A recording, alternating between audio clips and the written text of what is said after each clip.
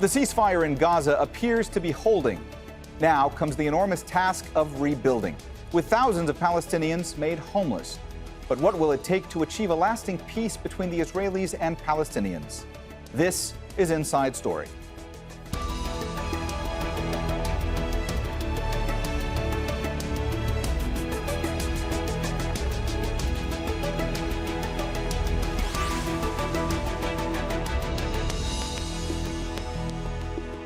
Hello and welcome to the program. I'm Mohammed Jamjoom. The airstrikes and rocket fire have stopped, but both the Israeli military and Hamas have warned that attacks will resume if the other side breaks the ceasefire on Gaza. The focus now turns to the rebuild. That's expected to cost $100 million. Tens of thousands of Palestinians have been made homeless. Nearly half of the population has no access to clean water. Hospitals and schools that were already struggling before the latest round of fighting are now just piles of rubble. The U.S. president has promised to help, and Joe Biden hopes the ceasefire will help restart diplomatic moves towards peace. We still need a two-state solution. It is the only answer, And what I'm convinced of is that we can now move, as I did even before I was able to negotiate, before the ceasefire was negotiated, that I made it clear that I spoke with President Abbas. We're going to make sure that we are going to provide for security in the West Bank, and we renewed the security commitment as well as economic commitment to the people on the West Bank. Our diplomatic editor James Bays says the recent violence has pushed the Biden administration to reconsider its peace efforts in the region. The key diplomatic moment in the coming days is the arrival of the US Secretary of State, Antony Blinken, in the region. We don't have any exact details of his trip, but he's going to be meeting Israeli and Palestinian leaders. Clearly, the international focus right now is getting humanitarian assistance into Gaza. A UN Security Council resolution drafted by France is being rewritten to focus on humanitarian assistance. One of the problems there for the US is that it doesn't deal directly with Hamas, so it's going to have to work through intermediaries and the United Nations. The bigger question for the Blinken visit is whether this changes the calculations of the Biden administration. For the first 4 months they've had in power, they've not seen this issue as a priority. They've been focusing on the Iran nuclear deal, on climate change, on Afghanistan, and on relations with China and with Russia. Will they now change that and refocus on negotiations between Israelis and Palestinians, and the US actively pursuing them? Palestinians continue to demand an end to Israeli occupation. Thousands protested in the occupied West Bank and the Al-Aqsa Mosque compound in occupied East Jerusalem on Friday. The response from Israeli police was stun grenades.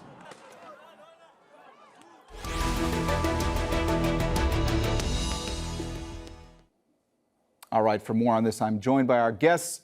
In Houston, Texas, Mohammed Nabulsi, attorney and vice general coordinator for the Palestinian Youth Movement. In New York, Beth Miller, government affairs manager for Jewish Voice for Peace Action. And in Washington, D.C., David Pollock, senior fellow at the Washington Institute for Near East Policy and author of A Nation Divided, Palestinian Views on War and Peace with Israel. A warm welcome to you all. David, let me start with you today. Whether or not this ceasefire ultimately holds, it really doesn't address any of the underlying issues, does it? No, it doesn't. It's just a ceasefire. But at least that is a necessary first step before any serious diplomatic moves or even humanitarian assistance can get started. Mohammed, do you believe that this ceasefire is going to prevent any further escalations in the near term?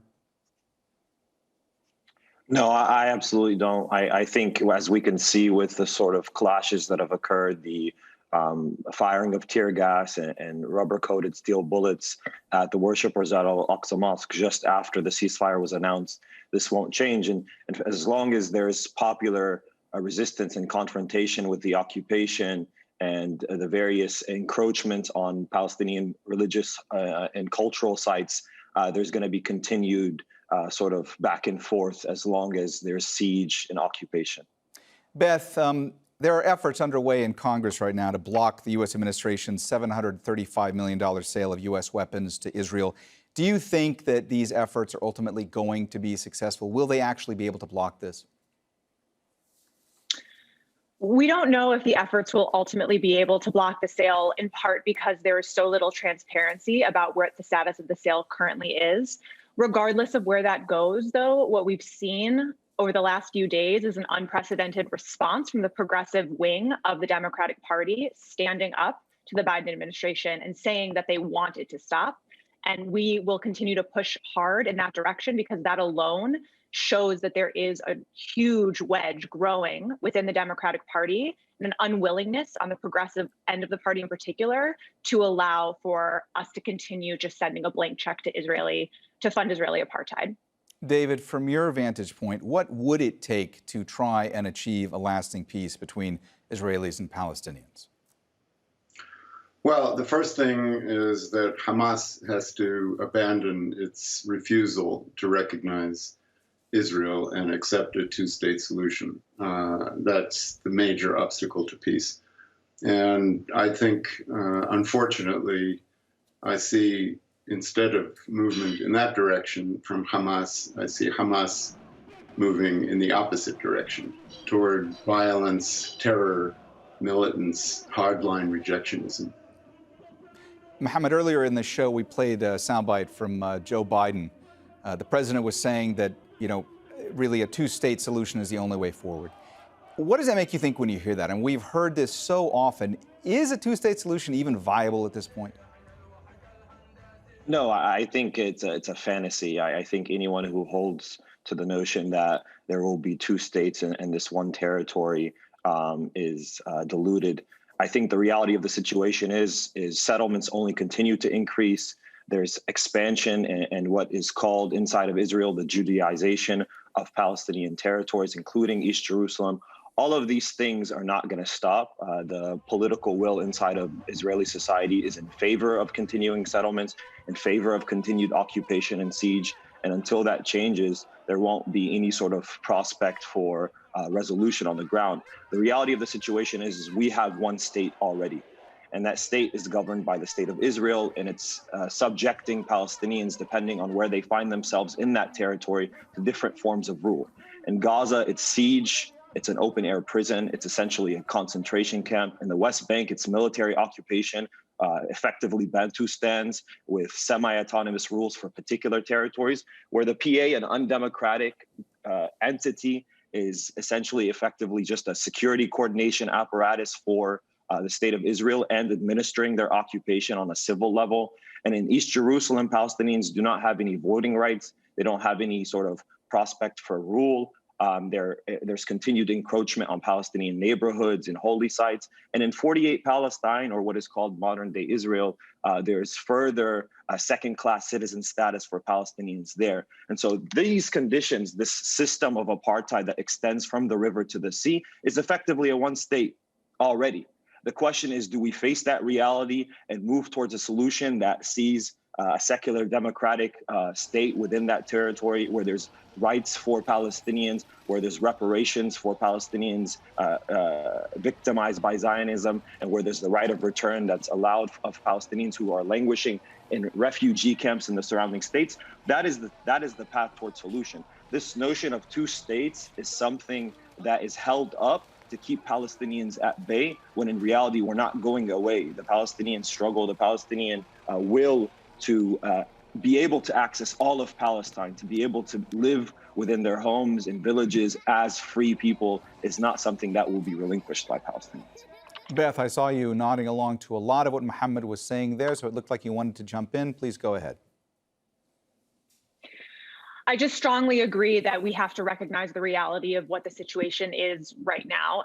In Congress, for example, we still hear an overwhelming majority of members of Congress some of whom won't even say the word occupation, let alone name the reality of apartheid that is really existing right now in Palestine. And I think that the more we can just understand and wake up to the reality that there is one government that controls the lives of all people between the Mediterranean Sea and the Jordan River, and that control is a system of oppression for Palestinians, the more quickly we will be able to move forward toward what's actually going to be a future where everyone lives with justice, full rights, and equality. Earlier, you played a clip from President Biden speaking about how we have to now buckle down and move forward to the two-state solution and be committed to that. I don't understand why our commitment shouldn't be to human rights and freedom for all people. Why it has to be that our commitment is to this framework of the two-state solution, rather than a framework to a commitment that all people will live with full human rights, dignity, equality, and in freedom. David, what do you think? Is a two-state solution even viable at this point?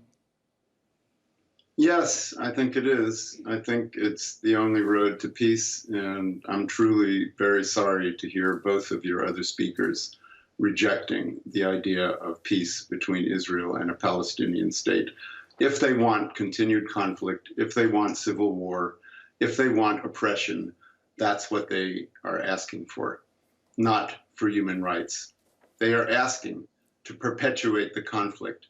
They are asking to keep millions of Palestinians and Israelis at each other's throats instead of a just and equitable solution, which would preserve the rights and dignity of both peoples. Mohammed, I want to ask you about a new generation of Palestinian activists that's really been noticed by many around the world in the last couple of weeks. And I want to ask you how much this new generation of Palestinian activists, many of them part of the diaspora, how much has that changed the way politics are approached by Palestinians around the world? Well, I think, following the Oslo process, what happened was there was a delinking of the Palestinian diaspora from internal Palestinian politics. And that was, in a way, the reproduction of geographic and political fragmentation within the Palestinian society, following the Nakba. And the new emergence of these youth who grew up under the Oslo process, both inside of Palestine and outside, have come to recognize the failures of the Oslo process, the failures of this notion that there will be an independent Palestinian state, and the need to move back towards a multitude of tactics that were utilized historically by Palestinians, including a general strike that resulted in the loss of $40 million to the Israeli construction industry in just one day. These sorts of tactics, popular confrontation with the occupation, mobilization across Palestine, and the resumption of the centrality of the boycott, divestment, and sanctions movement, these are all carried by Palestinians, Palestinian youth, especially across the entire globe.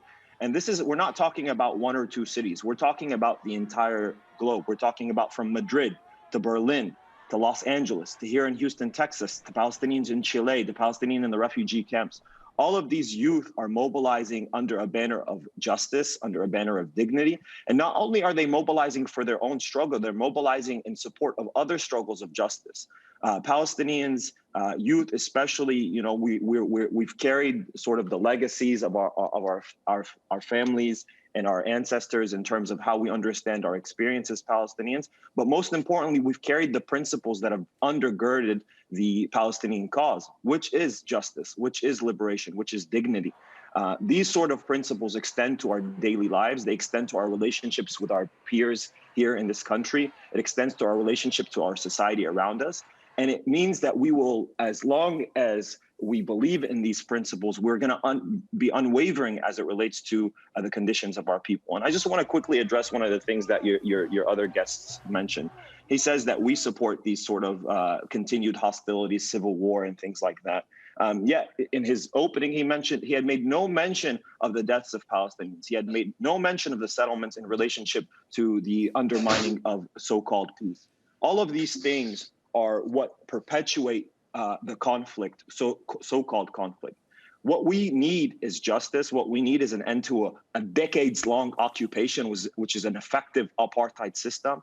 What we need is to look at the experience of South Africa, where segregationists who were screaming about the dangers of civil war, who were screaming about the dangers of black rule to avoid an end to apartheid, now look like the completely detached people they were. And so the reality of the situation is, if we want peace, we need to confront that there is no no two-state solution that could be put on the table that can reconcile with the fact that Palestinians are subjugated, even in a two-states framework. That's not solving our problem. And Palestinian youth, like myself, like the Palestinian youth in the youth movement, like the Palestinian youth who are on the front lines of struggle in Sheikh Jarrah, in Jerusalem, in Al-Aqsa Mosque, in Al-Lid, and in Haifa, all over historic Palestine, we are not relinquishing our call for justice. And if people who view a call for justice see it as a call for civil war, then the problem is with them, not with us.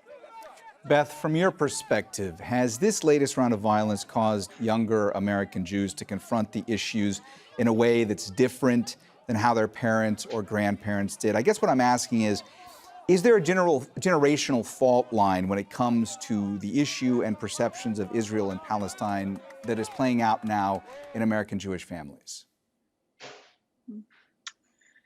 There certainly is a growing number of young American Jews who are increasingly waking up to what the reality of what's happening in Palestine is and what the reality is of how the Israeli government treats and oppresses Palestinians. That is absolutely true. And it's a big part of the growing Jewish left that is working to be in solidarity with Palestinians in their struggle for justice and for rights. But I think it's also important to name that it's not just a generational line. And in fact, we have movement elders in the Palestinian rights movement, Jewish people who have been deeply in struggle with Palestinians for decades as well. And that for a lot of us, I'll speak for myself, a lot of us were brought into this movement by people who are Jewish and who've been anti-Zionist or supporting the boycott or engaged in solidarity work with Palestinians for years and years. And so it's important that we name that as well. It's not simply a generational divide. Jewish Voice for Peace's base is a beautifully intergenerational movement, for example. And I think it's where the strength of that movement comes from. And absolutely, it is also true that there is a rapidly growing trend that young American Jews are very, very quickly moving left on this issue, which I think is one of the reasons that we can see the direction this is heading in, that there is crumbling support for the Israeli government's apartheid policies among increasingly young American Jews as well. David, the Biden administration has been trumpeting what it calls its quiet diplomacy around the conflict. They're saying that that's essentially the reason why this ceasefire, however delicate it may be, but it's the reason why this ceasefire was ultimately achieved. Do you believe that that is the case, or is it more that Israel and Hamas really did not want to see a long, drawn-out conflict?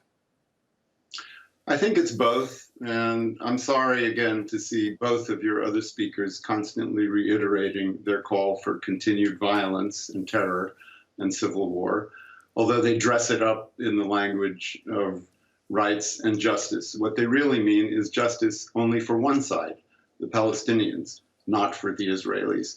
What they really mean is constant conflict instead of peace between Israel and the Palestinians. So the Biden administration, unlike your two other speakers, is aiming for peace. And that, I think, is the direction of American policy. And I think it's the direction that will preserve the rights and dignity of both Palestinians and Israelis in the future. What the Biden administration did with the help of Egypt and Jordan and other Arab governments, with the help of Palestinians who wanted peace, not continued conflict and deaths on both sides, which I regret very deeply. What the Biden administration did was support the efforts of the true moderates on both the Palestinian and the Israeli side to bring this latest conflict to a rapid end. And in fact, this conflict was over in just 11 days, not 56 days, as we saw in 2014, with many fewer casualties on both sides, on the Palestinian side and on the Israeli side, where people were killed and wounded and displaced on both sides. So I think the Biden administration deserves some credit, and I think that Palestinians and Israelis deserve credit for deciding that conflict is not the way forward, despite what your two speakers are advocating. Mohammed, earlier you mentioned the word apartheid when talking about Israeli government policies. Beth also mentioned the word apartheid in describing Israeli government policies. And I want to ask you about the fact that in the past week, we have heard some very prominent progressive voices in the Democratic Party in the U.S. speaking from Congress or tweeting and using that word, saying that there are apartheid policies being carried out by Israel toward the Palestinians. Does that signal to you that there is a major shift afoot right now when it comes to the U.S. government and perhaps its potential policy toward Israel? I wouldn't necessarily see it as a shift with the U.S. government and its policies towards Israel. The progressive wing of the Democratic Party, while it's growing, is still a small segment of the Democratic Party. I still think there's bipartisan consensus around unwavering and sort of unconditional support for Israeli aggression against Palestinian lives. I mean, as echoed by what your other guest is saying, he seems to support himself, and as he praises Biden in his approach to what's happening to Palestinians in the territories. So while there is sort of new voices that are speaking, and I think there has been a considerable media shift, I think the most dramatic shift, and this is where I will challenge the narrative of the U.S.'s role in this ceasefire. I don't believe this ceasefire was achieved as a result of negotiations, purely looking at, do we want to minimize death or not? I think this was Israel looking at the situation, looking at the international pressure, the waves of condemnations from various governments, the wave of condemnations from civil societies and masses all over the world. The fact that Palestinians mobilized using a multitude of tactics, not just military engagement with the state of Israel, but a multitude of tactics to confront their conditions, both in terms of ethnic cleansing in East Jerusalem, in terms of the system of second-class citizenship in cities like Alid, Haifa, and Nazareth. These tactics, including the general strike, are what brought this bombardment of Gaza. And though your other guest continues to use the word both sides as completely flattening out the differences between both parties, one of which is a large swath of people under occupation and siege and systems of apartheid, and the other armed to the tooth by this greatest superpower in the world, the largest superpower in the world as we speak today, is not one of symmetry. It's one of an oppressor and an oppressed. And we must recognize that reality to reach any sort of solution. And the move and recognition towards apartheid is a step in that direction, but it's not what we need. What we need is continued popular confrontation, including in the diaspora, including BDS campaigns, including pressuring corporations complicit in occupation and our government to end its military aid for the state of Israel. Beth, what do you think about all this? I mean, the fact that there is a lot of criticism being levied toward Israel from both progressive and moderate Democrats in Congress in the past week. How big a shift is that? And do you believe that this is ultimately going to have an impact on U.S. policy toward Israel? And please keep in mind, we only have about a minute left for the discussion. I think that it indicates that we are heading in the right direction, majorly, in a huge way. It does not, I completely agree that this does not mean that there is a shift right now. The fact of the matter is we are still sending $3.8 billion to the Israeli government in military funding every single year. And the overwhelming majority of Congress is unwilling to put even the most basic conditions on that aid, even the most basic human rights conditions, which should be a very obvious thing that we do with military aid that goes to any country in the world. Having said that, it is also a very, very significant shift that, for example, we could get 15 members of Congress to put their names on a joint resolution of disapproval in the House to oppose a weapon sale to the Israeli government in this way is also unheard of. And it does indicate the direction we're moving in and where the political winds are heading, and the fact that there is this growing shift that we just need to keep building on through grassroots organizing that will eventually continue to move up and influence Congress and how they approach this issue. All right, we have run out of time, so we're going to have to leave the conversation there. Thank you so much to all of our guests, Mohammed Nabulsi, Beth Miller, and David Pollock. And thank you, too, for watching. You can see this and all of our previous programs, again, anytime by visiting our website, aljazeera.com. And for further discussion, go to our Facebook page. That's facebook.com/AJ Inside Story. You can also join the conversation on Twitter. Our handle is @AJ Inside Story. For me, Mohammed Jamjoom, and the whole team here, bye for now.